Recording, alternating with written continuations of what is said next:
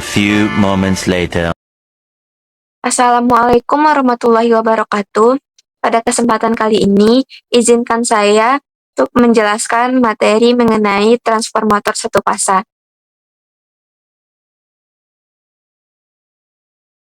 Pada video ini, saya akan menjelaskan mengenai pengertian, ciri-ciri, komponen, prinsip kerja, dan perhitungan dari transformator satu fasa. Baiklah, perkenalkan nama saya Tasya Yatunufus, NIM 2301032039 dari kelas 2B D3 Teknik Listrik, mata kuliah Transformator, dosen Ibu Yani Kamisa Putri STMT. Pada mind map transformator satu fasa ini, saya akan menjelaskan tentang definisi dari transformator satu fasa, apa aja ciri-ciri pada transformator satu fasa, kemudian komponen apa aja yang digunakan pada transformator satu fasa, bagaimana prinsip kerja dari transformator satu fasa, dan rumus dasar yang digunakan pada transformator satu fasa, kemudian yang terakhir ada contoh soal perhitungan dari transformator satu fasa. Oke, yang pertama yaitu ada pengertian dari transformator satu fasa. Transformator satu fasa adalah alat listrik yang digunakan untuk mengubah tegangan listrik bolak-balik AC satu fasa dari satu tingkat ke tingkat lainnya, baik dari tegangan tinggi ke rendah atau step down, maupun dari tegangan rendah ke tinggi atau step up tanpa mengubah frekuensinya.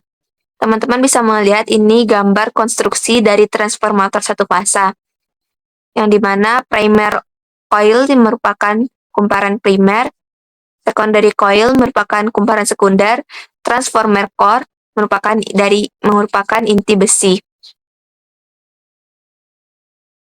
Selanjutnya ada ciri-ciri dari transformator satu fasa. Transformator satu fasa memiliki ciri-ciri yang pertama, memiliki dua kumparan primer dan sekunder, yang dimana kumparan primer dan sekundernya terletak di sebelah kiri dan kanan, dan di tengahnya terdapat inti besi. Yang kedua, bekerja pada sistem satu fasa, hanya ada satu jalur arus AC dan netral pada sistem transformator satu fasa ini.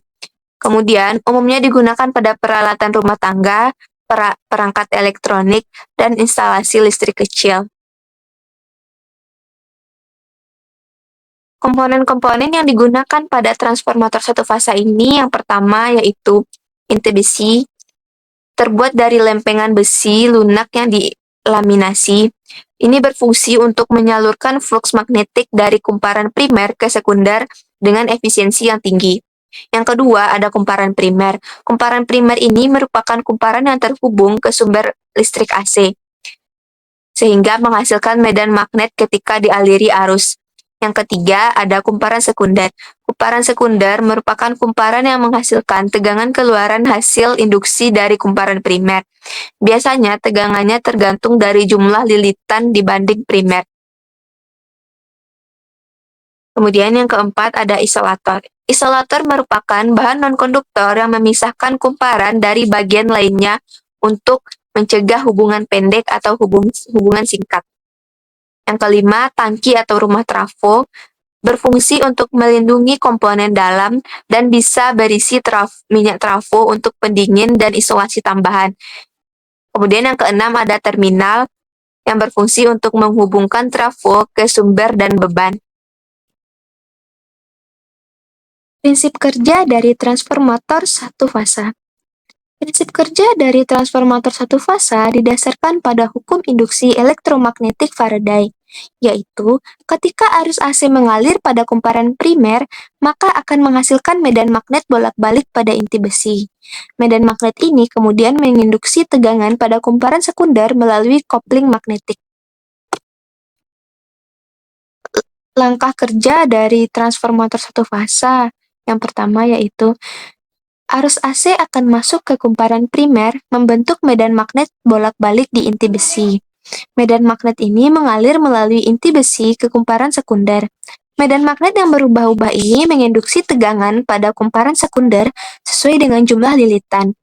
Perbandingan jumlah lilitan primer dan sekunder menentukan apakah tegangan keluarannya lebih besar atau step up, atau lebih kecil atau step down dari tegangan masuk. Transformator adalah suatu alat untuk memindahkan daya listrik dari suatu rangkaian ke rangkaian lainnya secara induksi elektromagnetik. Kerja transformator yang berdasarkan induksi elektromagnetik ini menghendaki adanya gandengan magnet antara rangkaian primer dan sekunder. Gandengan magnet ini berupa inti besi tempat melakukan fluks bersama. Di sini terdapat gambar bagian terpenting dari transformator, yang dimana ada kumparan primer, kumparan sekunder, dan inti besi. Prinsip kerja transformator terdapat dua macam keadaan, yaitu yang pertama, transformator tanpa beban. Apabila kumparan primer dihubungkan dengan tegangan sumber, maka akan mengalir arus bolak-balik atau I0 pada kumparan tersebut. Oleh karena itu, kumparan punya inti. Arus I0 menimbulkan fluks magnet yang juga berubah-ubah pada intinya. Kemudian, akibat adanya fluks magnet yang berubah-ubah, pada kumparan akan timbul gaya gerak listrik atau GGL induksi. Besarnya GGL induksi yang dibangkitkan sesuai dengan hukum Faraday, E1 sama dengan N1 dikali omega dikali Pi max kali sin omega T kurang 90 derajat tertinggal 90 derajat dari Pi, yang dimana Pi max merupakan fluks maksimum dalam inti. Omega merupakan frekuensi sudut dari sumber tegangan. T merupakan waktu, dan N1 merupakan jumlah kumparan sisi primer, N2 merupakan jumlah kumparan sisi sekunder. Teman-teman bisa melihat gambar gelombang dari E1 tertinggal 90 derajat dari Pi di samping. Ini merupakan gambar dari transfer tanpa beban. Rumus dasarnya adalah harga efektifnya E1 adalah E1 sama dengan N1 dikali 2 Pi kali F dikali Pi max per akar 2 sama dengan 4,44 N1 dikali F dikali Pi max pada rangkaian sekunder flux bersama juga menimbulkan E2 sama dengan min N2 dikali dP per dt. E2 sama dengan min N2 dikali omega dikali Pi max dikali cos omega T. Sehingga harga efektifnya E2 sama dengan N2 dikali 2 Pi dikali F dikali Pi max per akar 2 sama dengan 4,44 dikali N2 dikali F dikali Pi max. Yang dimana F di sini adalah frekuensi. Selanjutnya, tegangan induksi RMS dari sisi primer dan sisi sekunder adalah E1 sama dengan 4,44 dikali F dikali N1 dikali Pi max. E2 sama dengan 4,44 dikali F dikali N2 dikali Pi max. Dalam keadaan tidak berbeban, maka rumus yang digunakan adalah V1 sama dengan E1. V2 sama dengan E2. Rumus A sama dengan E1 per E2 sama dengan N1 per N2. Kemudian ini ada diagram fase transformator tanpa beban, yang dimana gambar yang A merupakan tanpa fluks bocor, sedangkan yang B merupakan gambar yang ada fluks bocornya. Tegangan induksi E1 sefasa dengan E2 karena dibangkitkan oleh fluks yang sama. Karena E1 mendahului Pi dengan sudut 90 derajat, maka E2 juga mendahului Pi dengan sudut 90 derajat. Jika rasio transformasi A sama dengan 1 dan resistansi balitan primer adalah R1, diagram fasor tegangan dan arus adalah seperti pada gambar di samping. Arus IF adalah arus magnetisasi yang dapat dipandang sebagai terdiri dari dua komponen yaitu I, Pi 90 derajat di belakang E1 yang menimbulkan Pi dan IC sefasa dengan E1 guna guna mengatasi rugi inti. Resistansi balitan R1 dalam diagram fasor ini muncul sebagai tegangan jatuh IF dikali R1. Selanjutnya, ini gambar vektor hubungan fasor, yang dimana gambar A merupakan vektor hubungan fasor I0, IM, dan IC, sedangkan yang B merupakan rangkaian pengganti dari I0, IM, dan IC. Yang kedua, arus penguat. Arus primer I0 yang mengalir pada saat kumparan sekunder yang tidak dibebani disebut arus penguat. Dalam kenyataannya, arus primer I0 bukanlah merupakan arus induktif murni, sehingga ia terdiri atas dua komponen, seperti pada gambar di samping gambar yang A dan B.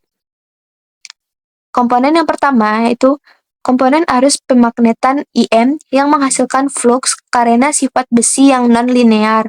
Maka arus pemagnetan IM dan juga flux dalam kenyataannya tidak berbentuk sinusoidal.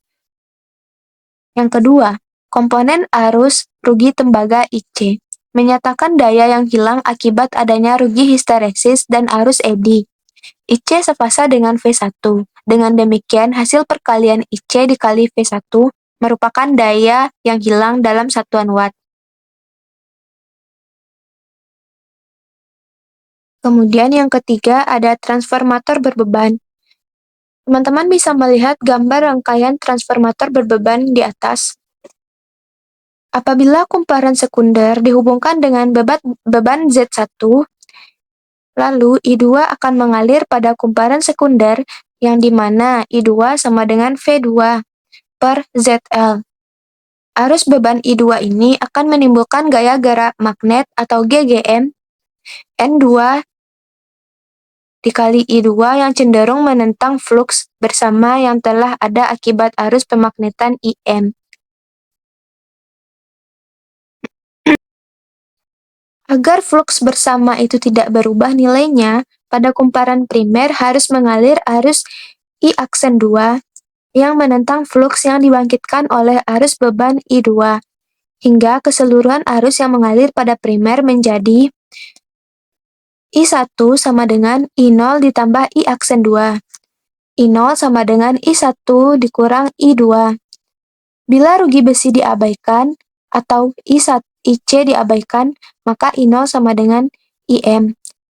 I1 sama dengan IM ditambah I aksen 2.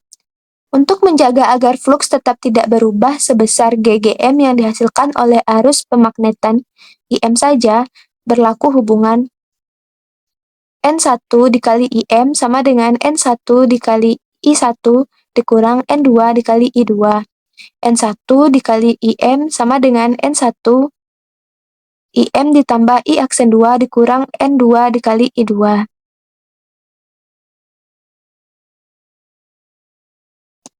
Sehingga N2 dikali I aksen 2 sama dengan N2 dikali I2, atau I aksen 2 per I2 sama dengan N2 per N1 sama dengan 1 per A. I2 sama dengan A dikali I aksen 2. Karena nilai M dianggap lebih kecil, maka I aksen 2 sama dengan I1. N1 dikali I1 sama dengan N2 dikali I2, atau N1 per N2 sama dengan E1 per E2 sama dengan I2 per I1. Kemudian yang keempat, transformator beban tahanan murni.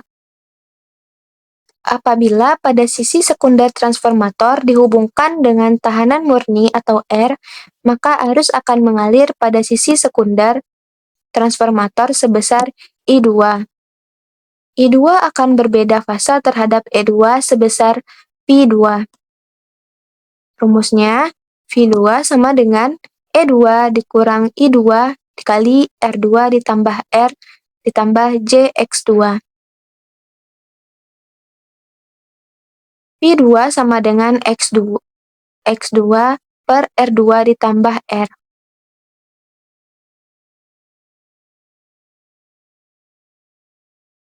5. Transformator beban induksi. Apabila transformator berbeban induktif, berarti pada sisi sekunder transformator terdapat R2 ditambah JX2 ditambah RL tambah JXL. Dengan adanya harga R2 ditambah JXL dan RL ditambah JXL akan mengakibatkan pergeseran fasa antara I2 dan E2 sebesar P2 yang dimana P2 sama dengan X2 ditambah XL per R2 ditambah RL. Dan dengan adanya harga R2 ditambah JX2 dan RL ditambah JXL juga akan mengakibatkan pergeseran fasa antara I2 dan V2 sebesar P2, yang dimana P2 sama dengan XL per RL. Yang keenam, daya dan impedansi pada transformator ideal. Daya masuk atau primer sama dengan daya keluar atau sekunder tanpa rugi-rugi. Daya pada rangkaian primer menggunakan rumus P input sama dengan V1 dikali I1 dikali cos P1. Sedangkan pada daya pada rangkaian sekunder menggunakan rumus P sekunder sama dengan V2 dikali I2 dikali cos P2.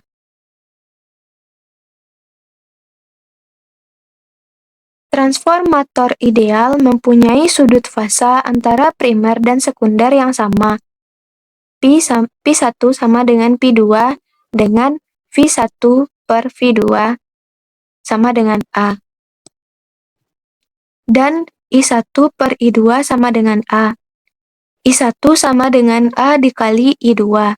Maka rumusnya P sekunder sama dengan V2 dikali I2 dikali cos P2 menjadi P sekunder sama dengan V1 per A dikali I1 dikali cos P2 atau P sekunder sama dengan V1 dikali I1 dikali cos P sama dengan P1.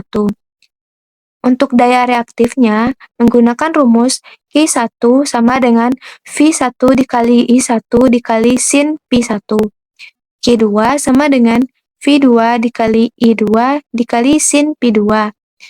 Untuk daya semuanya menggunakan rumus S1 sama dengan V1 dikali I1. S2 sama dengan V2 dikali I2. Selanjutnya, yaitu polaritas trafo. Ini merupakan gambar dari polaritas pengurangan atau subtraktif. Masing-masing ujung primer dari suatu transformator satu fasa, polaritasnya selalu bergantian pada waktu bekerja karena merupakan tegangan AC. Hal ini sama juga terjadi pada kumparan sekunder. Polaritas perlu diketahui untuk membuat sambungan-sambungan pada transformator. Polaritas dari suatu transformator ditentukan oleh arah lilitannya. Untuk menentukan polaritas transformator atau arah lilitan, bisa kita peroleh dari tes polaritas. Fungsi dari polaritas transformator sendiri adalah sebagai penentuan kutub-kutub positif atau negatif pada transformator. Untuk menentukan kumparan-kumparan primer atau sekunder, dan untuk menghubungkan transformator biasa menjadi autotransformator. Selain itu, polaritas trafo juga sangat penting untuk diketahui jika kita akan memaralelkan trafo untuk meningkatkan daya trafo, ataupun menyerikan trafo untuk meningkatkan tegangan trafo. Teman-teman bisa melihat gambar polaritas pengurangan atau subtraktif di samping. Dan juga gambar dari gelombang polaritas pengurangan subtraktif.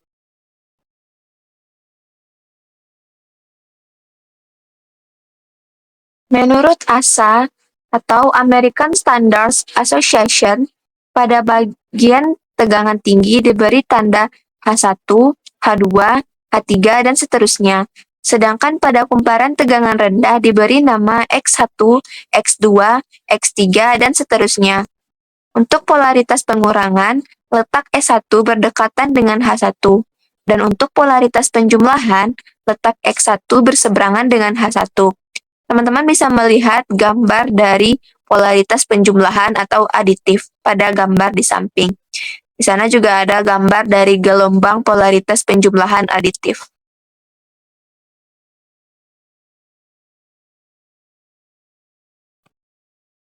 Kemudian ada rangkaian ekivalen transformator.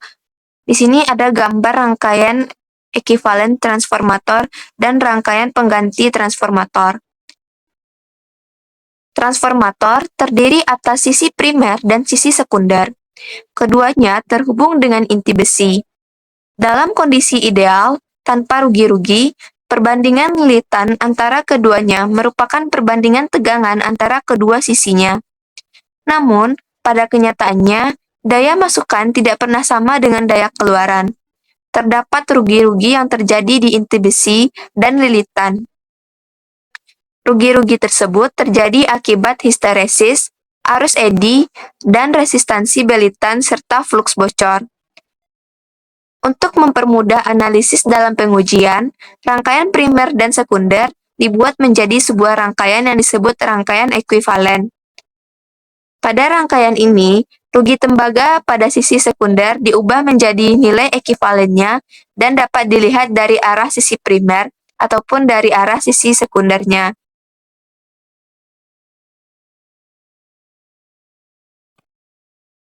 Kemudian ada rugi-rugi pada transformator. Pada transformator, tidak terdapat bagian-bagian yang bergerak atau berputar dari suatu transformator, maka transformator tidak memiliki rugi-rugi gesekan. Oleh karena itu, sebagian besar transformator memiliki efisiensi 90%. Meskipun demikian, terdapat juga rugi-rugi yang muncul pada transformator yang secara umum dapat dikelompokkan menjadi dua kelompok rugi-rugi utama, yaitu rugi-rugi tembaga dan rugi-rugi besi. Rugi-rugi tembaga terjadi karena resistansi dalam belitan. Rugi-rugi ini akan berbanding lurus dengan besarnya beban sehingga meningkatkan arus beban akan meningkatkan rugi-rugi tembaga.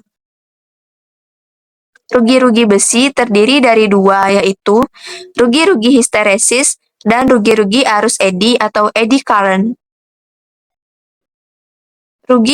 Rugi-rugi pada trafo timbul dari dua sisi, yaitu sisi primer dan sisi sekunder. Beberapa komponen penyebab rugi-rugi pada trafo yaitu rugi besi atau histeresis dan eddy current, fluks bocor dan rugi tembaga. Besarnya rugi-rugi histeresis bergantung pada jenis besi yang digunakan untuk inti transformator. Dengan demikian, dalam praktiknya, pemilihan bahan inti harus dipertimbangkan dengan baik untuk menghindari rugi-rugi histeresis yang terlalu besar. Seperti telah disebutkan sebelumnya, transformator hanya bekerja untuk suplai tegangan bolak-balik. Jadi, arus yang digunakan untuk membangkitkan fluks inti akan berubah terus-menerus dari nilai positif ke nilai negatif.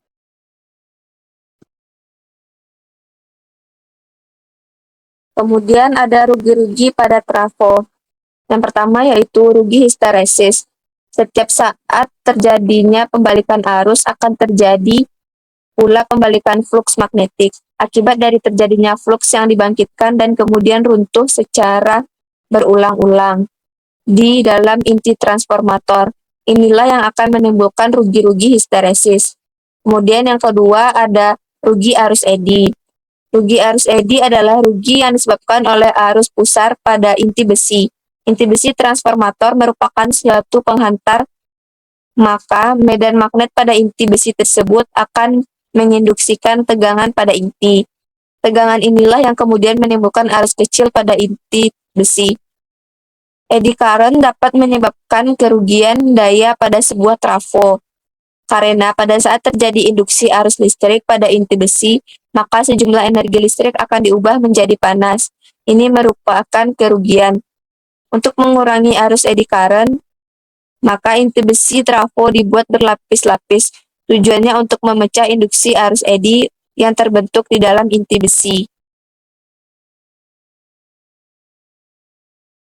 Yang ketiga, rugi flux bocor. Rugi ini dihasilkan dari medan magnet yang dikarenakan tidak semua garis-garis flux yang ditimbulkan oleh lilitan primer dan sekunder mengalir melalui inti besi. Beberapa garis flux mengalir keluar dari lilitan masuk ke udara dan tidak bertaut dengan lilitan primer dan lilitan sekunder. Kemudian yang terakhir ada rugi tembaga. Rugi tembaga adalah rugi yang dihasilkan oleh konduktor atau tembaga yang digunakan sebagai bahan pembuat kumparan. Rugi ini diakibatkan oleh adanya resistansi bahan. Nilai resistansi konduktor dapat dihitung dengan persamaan berikut. Persamanya adalah R sama dengan Rho dikali I, R sama dengan Rho dikali L per A, yang dimana R merupakan tahanan dalam satuan ohm, Rho merupakan tahanan jenis dalam satuan ohm meter, L merupakan panjang penghantar dalam satuan meter, dan A merupakan luas penampang dalam satuan meter kuadrat. Sedangkan untuk menghitung kerugian tembaga itu sendiri dapat digunakan persamaan rumus PCU sama dengan I kuadrat dikali R. Kemudian selanjutnya ada efisiensi transformator. Sebuah trafo ideal akan memiliki efisiensi sebesar 100%.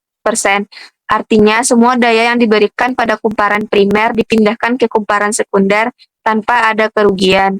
Sebuah trafo yang real memiliki efisiensi di bawah 100% dan pada saat beban penuh, efisiensi trafo berkisar pada harga 94 sampai 98%. Untuk trafo yang bekerja pada tegangan dan frekuensi yang konstan, efisiensi trafo dapat mencapai 98%. Efisiensi transformator merupakan rasio dari daya keluaran terhadap daya masukan. Ada transformator yang performansinya tidak dapat ditentukan dengan perhitungan efisiensi. Misalnya, transformator untuk penerangan dan jaringan umum seperti transformator distribusi, di mana sisi primernya disuplai 24 jam, walau sisi sekundernya tidak selalu dibebani. Ini berarti rugi inti akan berlangsung 1 hari penuh, dan rugi tembaga tergantung pada beban. Performansi trafo seperti ini harus ditentukan dengan efisiensi harian, di mana yang dihitung adalah konsumsi energi selama 24 jam atau 1 hari. Selanjutnya, masuk ke soal perhitungan. Di sini ada soal yang diketahui S atau daya semu sama dengan 25 kV ampere. Vp atau tegangan primernya sama dengan 2300 volt. Vs atau tegangan sekundernya sama dengan 230 volt. R1 sama dengan 0,8 ohm. R2 sama dengan 0,009 ohm. X1 sama dengan 3,2 dan X2 sama dengan 0,03. Yang dimana yang ditanyanya adalah yang pertama, yang A, REK, XEK, ZEK pada sisi primer. Yang B, REK, XEK, ZEK pada sisi sekunder. Yang C, arus pada sisi sekunder bila memiliki tegangan 220 volt. Di sini kita jawab yang pertama, kita harus mencari dulu A-nya atau perbandingan tegangannya. Yang dimana kita menggunakan rumus A sama dengan V1 per V2 sama dengan N1 per N2. Karena di sini kita hanya mempunyai V1 dan V2-nya saja, maka kita masukkan V1 dan V2-nya. Jika di sebuah soal hanya terdapat N1 dan N2 dan tidak terdapat V1 dan V2, teman-teman bisa masukkan N1 dan N2-nya. Tapi karena di contoh soal saya ini terdapat V1 dan V2-nya, maka saya yang akan memakai V1 dan V2. Jadi, kita masukkan nilai V1-nya 2300 volt dan V2-nya 230 volt. Jadi, A sama dengan 2300 per 230. Dapatkan hasil 10.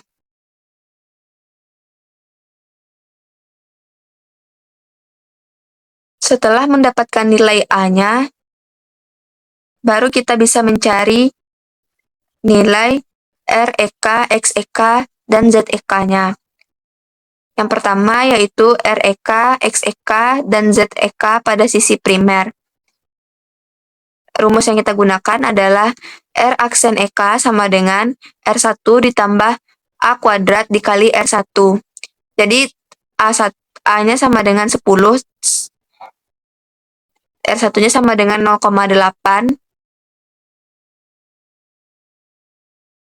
Kemudian teman-teman masukkan nilainya jadi sama dengan 0,8 ditambah 10 kuadrat dikali 0,009. Dapatkan hasil 0,8 ditambah 0,9. Maka didapatkan hasilnya 1,7 ohm. Kemudian baru kita mencari X aksen EK. Untuk mencari X aksen EK sama dengan X1 ditambah A kuadrat dikali X2. Kita masukkan ke dalam rumus nilai X1 dan X2-nya. Sama dengan 3,2 ditambah 10 kuadrat dikali 0,03. Sama dengan 3,2 ditambah 3. Maka didapatkan hasil 6,2 ohm. Kemudian barulah kita mencari Z aksen EK-nya. Sini kita menggunakan rumus Z aksen EK sama dengan akar dari R aksen EK 1 kuadrat ditambah X aksen EK 1 kuadrat. Maka kita masukkan nilai dari R aksen EK tadi dan X aksen EK tadi ke dalam rumus ini. Sebelumnya tadi kita mendapatkan rumus R aksen EK-nya 1,7 ohm. Maka kita masukkan 1,7 kuadrat ditambah dan X aksen EK-nya kita dapatkan 6,2. Jadi 1,7 kuadrat ditambah 6,2 kuadrat. Maka didapatkan hasil kuadrat dari 1,7 adalah 2,89 dan hasil kuadrat dari 6,2 adalah 38,44. Barulah kita tambahkan 2,89 ditambah 38,44, maka didapatkan hasil akar 41,33. Setelah mendapatkan 41,33, barulah kita akarkan. Jadi akar dari 41,33 adalah 6,42.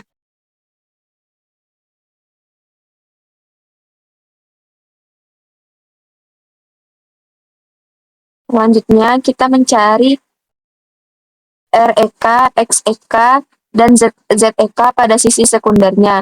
Rumus yang kita gunakan adalah R aksen EK sama dengan R2 ditambah R1 per A kuadrat.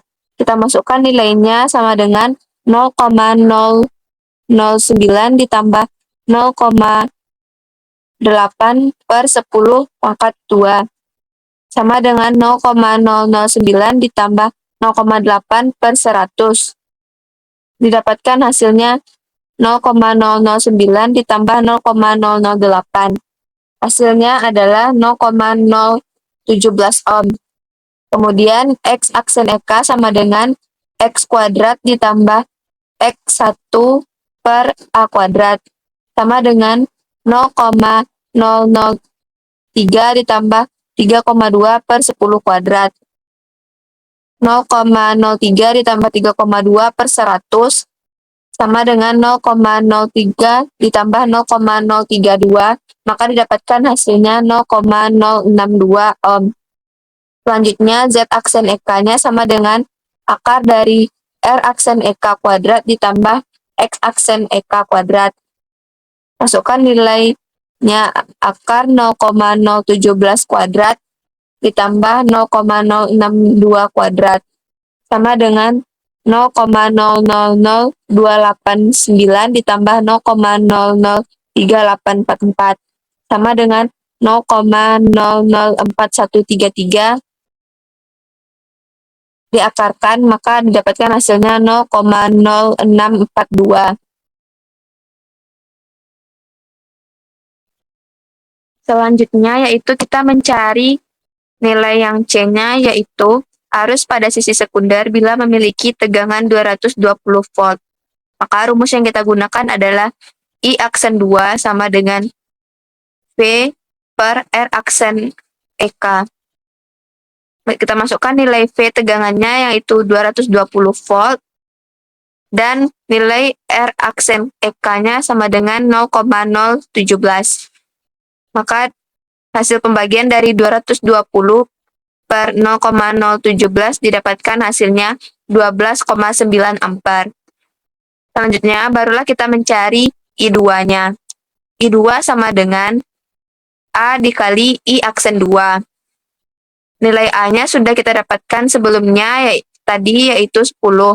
Dan I aksen 2-nya tadi adalah 12,9. Maka kita masukkan nilainya sama dengan 10 dikali 12,9.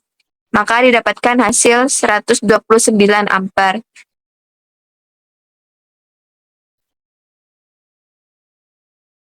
Kemudian ini ada soal perhitungan yang kedua. Diketnya yaitu V sama dengan 220 volt, V aksen sama dengan 230 volt, frekuensi sama dengan 60 Hz, dan frekuensi aksen sama dengan 50 Hz, PHL sama dengan 340 ditambah 22 sama dengan 362 watt, dan PEL-nya sama dengan 120 ditambah 39 sama dengan 159 watt. Yang ditanyanya adalah hitunglah besarnya rugi-rugi histeresis, hitunglah besarnya rugi-rugi arus eddy, dan yang terakhir hitunglah besarnya rugi-rugi inti.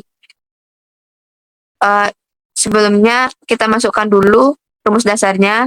P sama dengan 4,44 dikali F dikali N1 dikali Pi mL. Sama dengan 4,44 dikali F dikali N1 dikali A dikali beta mL. Sama dengan 4,44 dikali F aksen dikali N dikali A dikali beta mL.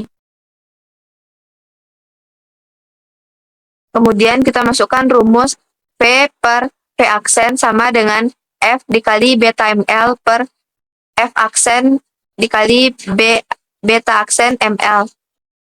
Kita masukkan nilainya sama dengan 220 per 230 sama dengan 60 dikali beta mL per 50 dikali beta aksen mL. Di sini kita kasih silang 220 dikali 50 beta mL sama dengan 230 dikali 60 beta mL. 220 dikali 50 didapatkan hasil 11.000 beta mL sama dengan 230 dikali 60 didapatkan hasil 13.800 beta mL. Beta aksen mL sama dengan 1,254 beta mL ini didapatkan dari 13.000 dibagi 13.800 dibagi 11.000, maka didapatkan hasil 1,254 beta mL. Kemudian barulah kita bisa mencari rugi histeresisnya. Kita gunakan rumus PHL. PHL merupakan simbol dari rugi histeresis. PHL sama dengan P aksen HL sama dengan F dikali beta mL pangkat X per F aksen dikali beta aksen mL pangkat X. Sama dengan kita masukkan nilai dari beta aksen mL tadi sama dengan F dikali beta mL pangkat X per F aksen dikali 1,254 beta ml pangkat X. Sama dengan F aksen per F dikali 1 per 1,254 pangkat X.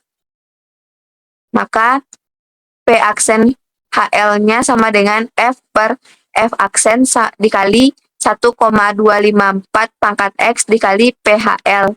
Sama dengan 50 per 60 dikali 1,254. Karena X-nya 1,6 kita masukkan jadi 1,6. 50 per 60 dikali 1,254 pangkat 1,6 dikali 362. Maka didapatkan hasilnya 433,3 watt. Kemudian kita mencari rugi arus eddy. Rugi arus eddy simbolnya PEL.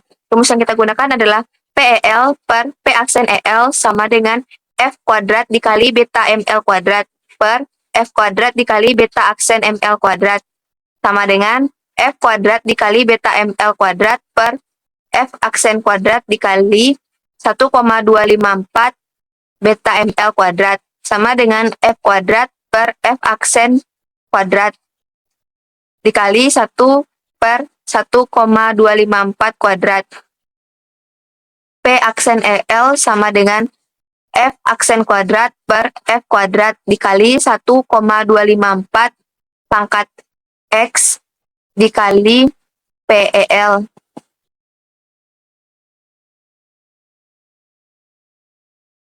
Sama dengan 50 kuadrat per 60 kuadrat dikali 1,254 kuadrat dikali 159. Maka didapatkan hasilnya 173,6 watt. Kemudian yang terakhir kita mencari rugi inti. Simbolnya yaitu PCL. Rumus yang kita gunakan adalah P aksen CL sama dengan P aksen HL ditambah P aksen EL. Karena P aksen HL dan P aksen EL sudah kita dapatkan di slide sebelumnya, maka kita tinggal memasukkan aja nilainya. Sama dengan 433,3 ditambah 173,6. Didapatkan hasilnya 606,9 watt. Selanjutnya, ini ada soal perhitungan yang ketiga tentang mencari efisiensi. Diketahui tegangan primernya 220 volt, tegangan sekundernya 55 volt, arus primernya 0,5 ampere, dan arus sekundernya 1,5 ampere. Yang ditanyanya efisiensi dari trafo tersebut. Jawab, kita menggunakan rumus efisiensi sama dengan IS dikali PS per IP dikali VP dikali 100%. Efisiensi sama dengan, kita masukkan nilai IS, PS, IP, dan VP-nya. Sama dengan 1,5 dikali 55 per 0,5 dikali 220 dikali 100%. Sama dengan 82,5 per 110 dikali 100%. Efisiensi sama dengan 75%. Baiklah, hanya sekian yang dapat saya sampaikan. Jika ada salahnya, saya mohon maaf. Terima kasih sudah menonton. Assalamualaikum warahmatullahi wabarakatuh.